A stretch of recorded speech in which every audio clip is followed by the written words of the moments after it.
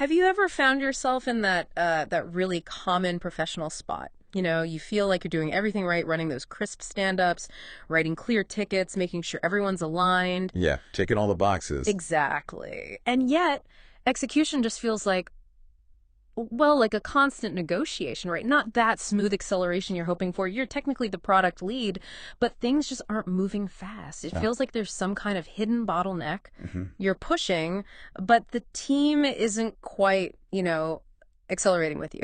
Not naturally. It's a really common frustration. I hear it all the time. And what's kind of counterintuitive here, and this is what our sources, especially Sam Robertstad's Product Leaders Playbook, really get into, it's often not well, a velocity problem in the way we usually think about it, Meaning not something a new tool fixes. right? Not something you solve with a different framework or JRA plugin. The sources suggest that real product velocity, the kind that compounds and lets you beat the market, it doesn't start with process. It starts with your team's choice to move quickly in your direction. A choice. Yeah.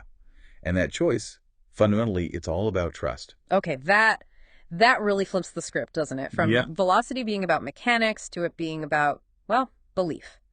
So let's unpack this idea. Trust as the ultimate accelerator. That's the mission for this deep dive.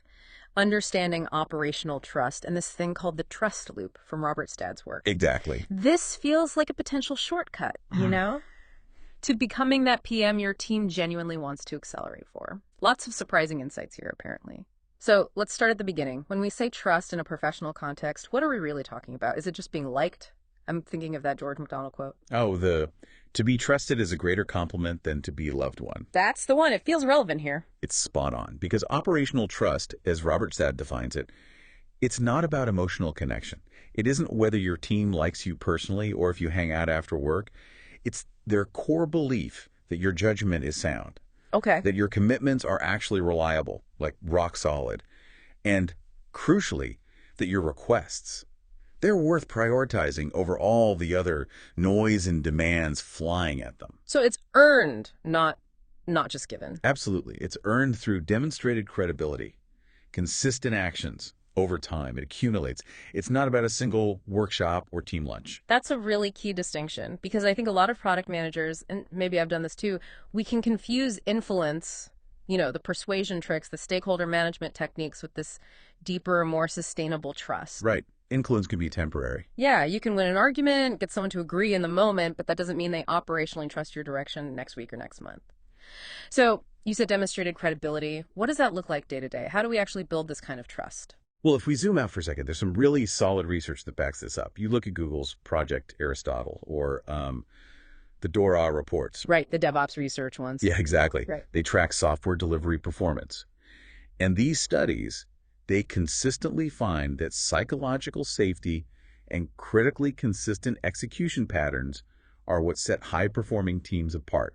We're talking huge differences. Like what kind of differences? Well, the data shows elite software teams deploy something like 46 times more frequently, and they recover from failures over 2,600 times faster than low performers. It's staggering. Wow, 2,600 times faster. And the key differentiator, it's not just raw talent. It's these high-trust environments where there's clear ownership and just utterly reliable follow-through. Okay, so trust enables that speed and resilience. What's fascinating, though, is how Robertstad's research describes the feeling of working with these trusted PMs. Engineers apparently often call them boring but reliable. Laughs slightly. It sounds almost like an insult, right? Totally. Especially for PMs who are often told to be visionary, innovative, charismatic. Boring isn't usually the goal. So why is boring actually a compliment here? What makes it the secret sauce? It's because boring in this context means predictable, dependable. These PMs provide a kind of operational certainty. Engineers can focus on building, on the actual work, without constantly wondering if the rug's going to be pulled out from under them. These PMs ensure roadmap commitments stick, not just for a sprint, but quarter over quarter. And when things inevitably change. Because they always do. Exactly. When priorities do shift, the why is transparent. The new direction feels thought through, sustainable, not just a whim or a reaction to the latest fire drill. Think about, say, Amazon's high-velocity teams. A director there described their approach as having clean decision loops. Clean decision loops? What does that mean? Imagine every significant decision having a crystal clear owner, an explicit timeline for resolution, and then a visibly communicated outcome. No ambiguity hanging in the air. No sudden U-turns without explanation. That predictability, that's what creates massive psychological safety. And that safety net, that predictability, it sounds like it's what stops you from falling off the, what was it, the credibility cliff? That sounds ominous. It is. It's where trust is eroded so much that velocity just evaporates. How does that happen, like, practically? It's death by 1,000 cuts, really. 1,000 piney hesitations. Stakeholders start, maybe subtly at first, going around you. They talk directly to engineering leads. Engineers might start padding their estimates, not maliciously, but just to build in a buffer, because they don't trust the scope won't change halfway through. Right, self-protection. Exactly. Design partners might hold back their really innovative ideas because they figure, why bother? It'll probably get to scope later anyway. It's that moment when your team stops believing your roadmap commitments will actually survive the next exec review or loud customer complaint. Okay, so good intentions clearly aren't enough. And trust isn't just some vague feeling. How do we actively build it then? Robertstad argues it's systematic, right? Through something called the trust loop. Precisely. It's not about hoping for trust. It's about consistently executing a simple, repeatable pattern. He breaks it down into 3 compounding behaviors. The PMs who nail this, they run this loop almost subconsciously but deliberately. Okay, let's break down the loop. Behavior number 1 is manage expectations explicitly. This sounds like more than just status updates. Oh, much more. High-trust PMs don't just inform, they ensure clarity. They articulate the what, the when, and the why with, like, surgical precision right up front. And the trade-offs, too. Critically, yes. Defining trade-offs explicitly. So if you say, we're prioritizing the mobile experience, you immediately clarify. Does that mean responsive web or a full native app? Big difference in effort and outcome. Right. Or if you commit to a big quarterly goal, you're explicit about the resources needed, and just as important, what other work is being pushed out or delayed because of this focus. It's about being surgically precise, not just, verbose or sending long emails. I can see how people might shy away from that level of explicitness, maybe worried about seeming too rigid or bossy. Maybe. But Robertstad argues it prevents so much confusion and churn later on. It sets a clear, stable foundation. Okay, so that's the first part. The second behavior is to reduce surprises systematically. Wait, so being proactive, not reactive. Exactly. Trusted leaders aren't just firefighters. They're constantly scanning the horizon looking for potential icebergs. They stay ahead of dependencies, blockers, changes in the market, or strategy. And when bad news does come up, They surface it early. And they update frequently, even if the update is just still looking into this, no news yet. They make progress visible, but also make setbacks predictable, or at least less shocking. how do you do that systematically? It requires building in scanning habits, like maybe a dedicated weekly sync with your tech lead just to talk risks. Regular check-ins with key stakeholders to catch shifting priorities before they become urgent demands. The goal isn't 0 surprises. That's impossible. Right. It's about ensuring that when surprises hit, they land within contingency plans you've already thought about, rather than derailing everything. Okay, manage expectations, reduce surprises. What's the third part of the loop? The third behavior, which kind of ties it all together, is close the loop consistently. Meaning every commitment, every question, every request gets visible closure, no black holes. If a stakeholder asks for a roadmap update, they get it promptly. If a feature gets scoped, it's tracked all the way through to launch and maybe even its impact metrics. So follow through, basically. Visible follow-through. If a problem is raised, its resolution is documented, and this is key, communicated back to whoever raised it. No loose ends left dangling. Got it. Explicit expectations, systematic surprise reduction, consistent loop closing. And when you do those 3 things, week after week, month after month, they create this powerful flywheel effect. It compounds. Your reliability becomes expected. And then the team. They stop hedging. They stop second-guessing. They start genuinely building with you, trusting your direction, instead of building around you defensively. It's a fundamental shift. They choose to follow your lead because it's reliable. This sounds great in theory, but, a PM's week is already jam-packed. How do you actually weave this into that chaos? This is where it gets really practical, right? Absolutely. And the key, Robertstad stresses, is that this isn't additional work or more meetings. It's about embedding these behaviors into your existing weekly rhythm.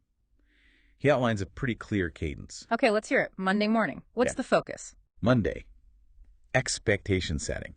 Kick off the week with absolute clarity What are the priorities? What are the key dependencies? Who has decision authority on what? Your regular team stand-up is a perfect place for this. So you would actually say, You might explicitly say something like, okay, team, focus this week is nailing the onboarding flow. That means the analytics dashboard work is pushed to the next sprint. I've confirmed this trade-off with marketing and sales, and it supports our Q2 activation goal. Just super clear, no ambiguity. okay, that sets the stage. Then what? Midweek. Midweek, maybe Wednesday or Thursday, the focus shifts to surprise prevention. This is your scheduled time to do that systematic scanning we talked about. Checking in with leads, monitoring feedback. Exactly. Checking with engineering leads on technical progress or roadblocks, syncing with design partners, maybe quickly reviewing recent customer support tickets or competitive moves. The goal isn't necessarily to solve every potential issue right then. But to spot them early. Right. Spot them early so you can adjust course calmly rather than reactively firefighting come Friday afternoon. It's about preventing that trust-eroding chaos. Makes sense. And then Friday, wrapping up the week. Friday. Loop closure. This is your ritual to end the week clean. Systematically go through your notes, your inbox, your task list. Close out those outstanding commitments. Like replying to that email you flagged. Exactly. Replying to those lingering stakeholder questions. Making sure roadmap docs are updated with decisions made during the week. Sending quick progress updates to anyone waiting on something from you. It sounds simple, maybe even tedious. But powerful. Incredibly powerful. It prevents those small, forgotten promises from snowballing into major credibility gaps. And it creates this visible, undeniable pattern of follow-through. People see you do what you say you'll do. But what if you're not sure where you stand? How do you know if you have these credibility gaps? It feels like something you could be blind to, especially when you're swamped. That's a really common blind spot. You're so focused on the next deadline, the next feature. Robertstad actually recommends doing a regular, maybe monthly, credibility audit. It's a way to consciously check the delta between your intended reliability and your actual follow-through. An audit. Okay. How does that work? What do you look at? It's pretty straightforward, broken into 3 areas. First, commitment tracking. This lists the significant commitments you made over the last month, maybe specific roadmap deliverables, promises to stakeholders, key timeline estimates. Okay. Then honestly assess each one. Was it fulfilled as promised? Was it modified but with clear agreement? Was it delayed but with proactive communication? Or was it just sort of dropped or forgotten? Ouch. That could be revealing. It definitely can be, but the pattern that emerges shows you your actual reliability, batting average, and where you might need to focus. Okay, that's tracking commitments. What's the second area? Second is a stakeholder relationship assessment. Briefly review your key relationships. Execs, sales, marketing, engineering leads. Are there any outstanding requests just hanging out there? Any unclear commitments? Any areas where you feel the operational clarity isn't quite there? And you mentioned a subtle cue here. Yeah, it's worth noting if communication with someone important has become, say, less frequent or maybe more formal than it used to be, that can often be an early warning sign of eroding trust. Even before any actual conflict surfaces, it signals they might be losing confidence. That's a good point. Okay, commitment tracking, stakeholder assessment. What's the third piece? Third is looking for team confidence indicators. This is more about observing your team's behaviors. Are engineers starting to ask way more clarifying questions than usual? Are their estimates getting noticeably longer, maybe building in those defensive buffers we talked about? Are design partners checking in more often, like, are we sure this direction is sticking? So these are subtle signs they might be losing faith in the plan's stability. Exactly. These behaviors often indicate declining confidence in your ability to provide clear direction or shield them from disruptive changes. It's not about them being difficult. It's often a reflection of their perception of your operational reliability. This audit sounds super useful, but it also brings up a scary question. What if you do this audit and realize you're already at the bottom of that credibility cliff? Yeah. You've lost trust. The team feels like they are building around you. Is it too late? Can you actually climb back from that? It's definitely possible. Robertstad is clear on that. But rebuilding trust is different and harder than building it initially. How so? You're working against established negative expectations. It requires explicitly acknowledging the gap and then demonstrating changed behavior consistently over a much longer period. Yeah, it's absolutely a marathon, not a sprint. You need patience. The playbook apparently outlines 3 phases for this climb back. Phase 1 is the credibility reset. Lasts like the first week or 2. That's right. Starts with being transparent. You have to acknowledge the past gaps openly. Maybe saying something like, look, I know my timeline estimates haven't been reliable, and that's created uncertainty. I own that. So direct acknowledgement. Then what? Then immediately start making, and this is crucial, visibly fulfilling small, concrete commitments. Like, promise to reply to all team emails within 24 hours and then actually do it religiously. The most important part of this phase. Stop making promises you can't keep with very high confidence, say 90% plus. You just stop the bleeding first. Okay, stop the bleeding, make small, visible wins. Then phase 2 is pattern demonstration, weeks 3 to 8 or so. Yes, this is the long haul part. During this period, your only focus should be obsessive consistency with those 3 trust loop behaviors. Manage expectations explicitly, reduce surprises systematically, close every single loop. Boring reliability. Boring reliability absolutely beats flashy innovation during this phase. You are literally trying to reprogram the team's expectations of you through relentless, predictable consistency. Robertstad even suggests tracking your own consistency, like, did I close all loops this week? And maybe even sharing that with the team as a form of accountability. Wow, okay. That takes discipline. And after potentially 2 months of that, phase 3, strategic re-engagement, around week 9. Right. Only after you've demonstrably proven your operational reliability for a sustained period should you start proposing more ambitious things again. Your team needs solid evidence that this new reliability is real and will stick, even when things get complex. So start small again, maybe. Exactly. Start with strategic initiatives that have really clear success criteria and short feedback loops. Avoid gigantic multi-month commitments initially until that trust is fully cemented.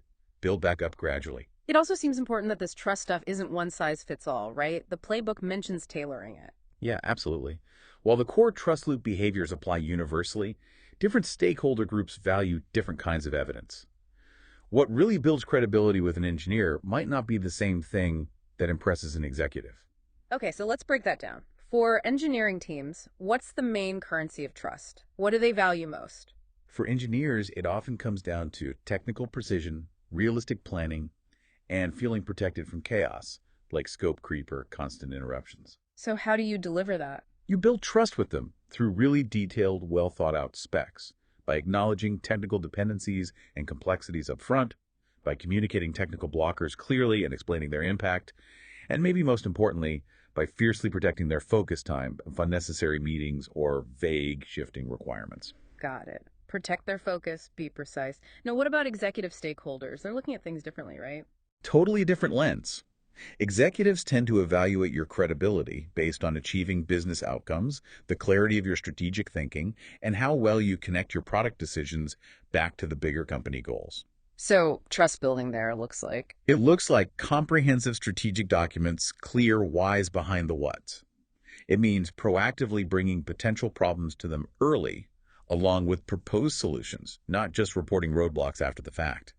Show them you're thinking strategically about the business, not just the future list. Okay. And then you've got all those cross-functional partners, design, marketing, sales, customer success. What do they need? They generally thrive on clarity and predictability. Clear priorities, consistent requirements that don't change every 5 minutes, and predictable decision-making. So structure is key. Structure and respect for their process. You build trust with them through regular structured communication rhythms, using shared documentation so everyone's on the same page, and really acknowledging their expertise and their lead times, like understanding marketing needs weeks for a campaign launch or sales needs stable messaging. Don't surprise them. You know, thinking about all this, it feels like even really good, competent PMs can accidentally shoot themselves in the foot and erode trust without meaning to. Are there common traps? Oh, definitely. Robertstad points out a few common patterns, insidious ways good PMs can go wrong. One of the biggest. Optimizing for likability over reliability. The people pleaser trap. Exactly. Avoiding those tough conversations about scope limits or realistic timelines. Saying yes to requests you secretly know are impossible just to keep people happy in the short term. We've all been tempted. For sure. It creates temporary harmony, maybe makes you feel liked, but it's death to long-term credibility when those commitments inevitably fall through. The fix is blunt but necessary. Be reliable first, likable second. Make promises you can keep. Communicate constraints honestly. Your word has to mean something. That really resonates. Okay, what's another common trust killer? Another big one is assuming context persists. Yeah. You kick off a project, everyone's aligned, the why is crystal clear. Right. Great kickoff meeting. Exactly. Yeah. But then weeks or months pass. Context shifts, market changes, a competitor makes a move, key people leave. The PM assumes everyone still remembers and understands the original context and rationale. But they don't necessarily. Memory fades, people get busy.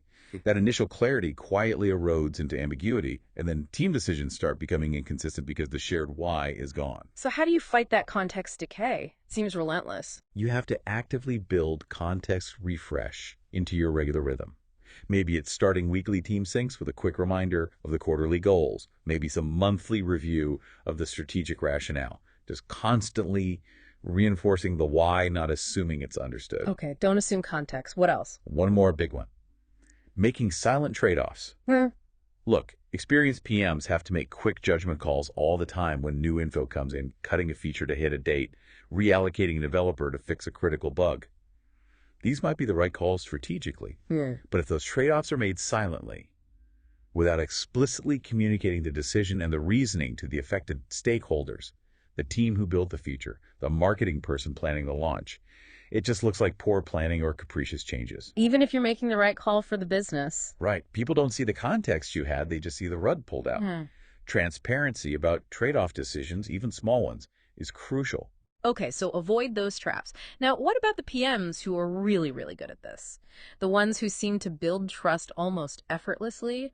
What are they doing differently? Robertstad calls it building a credibility architecture. Yeah, it's about moving beyond just personal reliability and building systems that make trust accumulation predictable and scalable, almost like an organizational capability. So, systemizing trust, what does that look like? One strategy mentioned is documentation as trust infrastructure. How does writing stuff down build trust? We all hate writing docs sometimes. Chuckles true. But the PMs who excel here invest heavily in useful written documentation, clear strategic memos explaining the why, living roadmap documents that track changes and rationale, detailed retrospectives that learn from mistakes. So the value isn't just the doc itself. It's that the documentation makes their reasoning transparent and their commitments trackable over time. It creates institutional memory and trust that goes beyond just, I trust Sarah. It becomes, I trust the process Sarah established because it's clear and documented. It outlasts individuals. That makes sense. Okay, another one was escalation path clarity. What's that about? This is about defining upfront how disagreements or problems get resolved. Trusted PMs establish clear, known processes for handling conflicts, for debating changing priorities, or for flagging resource constraints. So people know how to raise issues constructively. Exactly.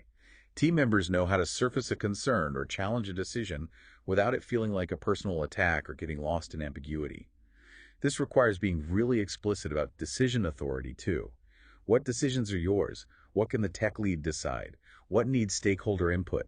It prevents those endless loops where no one knows who makes the final call. Okay, clear escalation, clear authority. And the third strategy for this architecture, success pattern documentation. Right. The best trust builders don't just succeed. They figure out how they succeeded and make it repeatable. They document their successful practices. Like templates or checklists. Could be. Templates for product briefs, checklists for stakeholder alignment before kickoff, maybe frameworks they use for prioritization that worked well. By documenting these success patterns, they make effective approaches replicable by others on the team or future team members. It builds organizational capability and trust that scales way beyond their individual efforts. So if you do all this, if you build the loop, avoid the pitfalls, maybe even start building that architecture, what's the big payoff? What does this deep operational trust actually get you in terms of leading and delivering? It has this incredible multiplicative effect. Robertstad calls it the trust dividend. It pays out in several huge ways. First, just massive reduced communication overhead. Less explaining. Way less explaining, less checking up, less convincing, less re-explaining. High-trust teams just get it faster. All that time and energy you save on defensive communication, you can reinvest that into actual strategic thinking, deeper customer research, real innovation. Okay, saves time, energy. What else? Second, you see a significantly increased risk tolerance. Trust is the bedrock of psychological safety. When teams trust their leader will handle failures responsibly as learning opportunities, not reasons for blame, they're much more willing to take calculated risks. Which you need for breakthroughs. Absolutely. Bigger bets Faster experimentation, more ambitious goals become possible because the fear of failure is dramatically reduced. It's crucial for genuine innovation. Makes sense. Reduced overhead, increased risk tolerance. Yeah. What's the third part of the dividend? Maybe the biggest. Perhaps it's enhanced strategic execution, especially for those big multi-quarter initiatives. When trust is high, the team makes better daily tactical decisions because they understand and believe in the long-term strategy. They stay aligned even when you're not in the room. So consistency over the long haul. Exactly. Robertstad really drives this home. Organizational trust isn't just a nice to have. It becomes a genuine, durable moat, a sustainable competitive advantage. Unlike, say, individual brilliance or a hot market insight, which competitors can often copy, deep operational trust is incredibly hard to replicate quickly. Wow. So thinking back to the start, product management often feels like this constant act of persuasion, doesn't it? Convincing engineers, selling to stakeholders, influencing users. Right, you can feel like you're always pushing uphill. But this trust-based leadership model we've been unpacking, it seems to completely invade that, instead of constantly trying to persuade people to follow you. You create the conditions where following your lead becomes the natural, obvious, even the easiest choice for them. Because you're reliable, you're clear, you close the loops, they want to accelerate with you. Robertstad has a great quote to sum that up, doesn't he? About the choice you face. Yeah, it's powerful. Essentially, the choice is simple. You can spend your career managing through influence and persuasion, or you can invest in building the kind of operational credibility that makes people accelerate behind your leadership. And the difference. The first path, constant influence and persuasion, takes endless energy, and frankly, the returns diminish over time. People get tired of being managed. The second, path-building operational credibility, requires systematic discipline up front, but the benefits compound massively over time. That's a really stark, provocative thought to end on. So for everyone listening, the good news is you can absolutely start building this. Don't feel like you have to boil the ocean tomorrow. Start small. Be consistent. Exactly. Maybe just pick one single element of that trust loop we talked about. Is it being more explicit with expectations? Is it systematically scanning for surprises? Or is it just religiously closing every open loop, no matter how small? Pick one. And commit to it. Commit practicing just that one thing with real discipline for, say, the next month. See what happens. Close the loop. Earn the trust. And then watch the velocity follow. You really can do this. You've got this.